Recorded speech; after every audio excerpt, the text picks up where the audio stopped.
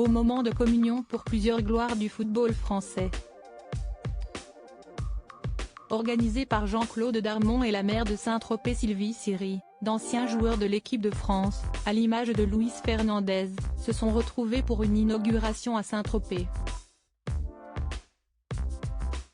Pour un amoureux de football, difficile de louper une aussi belle journée, tant les anciens joueurs de légende étaient présents.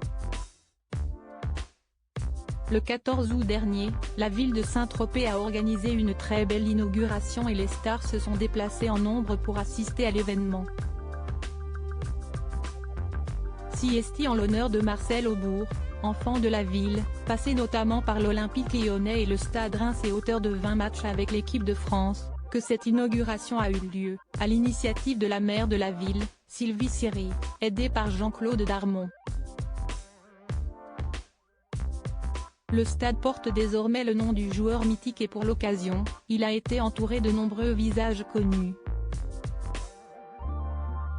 Un nouveau stade reconstruit sur l'ancien dont la livraison a été effective fin 2020. Mais l'inauguration, elle, avait bien sûr été décalée en raison de la pandémie, comme le rapporte Var Matin.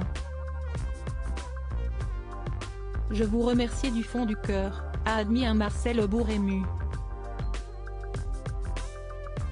Je suis très touché pour ma famille. Mais on est deux, je mets Jean-Pierre Serra avec moi. Autour de lui, un parterre d'amis et d'invités. On trouve notamment Jean-Pierre Di Papin, autre figure du football tropézien, mais aussi l'homme d'affaires Jean-Claude Darmon, connu pour son amour du football, un sport qui lui a permis de faire fortune. Marcel est quelqu'un qui ne se prenait pas au sérieux, confie l'homme d'affaires. Un véritable artiste qui donnait l'image d'un sportif de haut niveau à Saint-Tropez.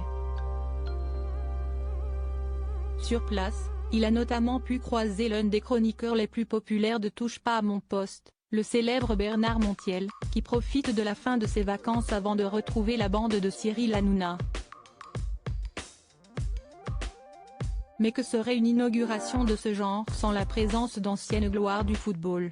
Sous le soleil de la Côte d'Azur, on a notamment pu voir Luis Fernandez, légende du Paris Saint-Germain et des Bleus, qui a pu retrouver un gardien de but qu'il connaît bien, Bernard Lama. Toutes les photos sont à retrouver dans le diaporama. Les légendes marseillaises ne sont pas en reste puisque Basile Boli a fait le déplacement pour ce moment fort en émotion. Lunettes teintées et chemise blanche, le héros de la finale de la Ligue des Champions 93 a certainement pu saluer une autre légende de l'équipe de France, Jean Tigana, toujours farceur. Des musiciens bien connus et la maire de la ville au rendez-vous après ce beau moment, les invités se sont tous retrouvés en soirée pour un dîner convivial au Café des Arts sur la place des Lys. L'occasion pour d'autres célébrités de venir faire la fête.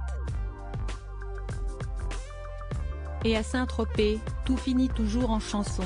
Alors forcément, ils ont été servis avec le célèbre compositeur Félix Gray, qui était également présent lors de cette journée pas comme les autres. Ainsi que le musicien de renom, Manu Katché.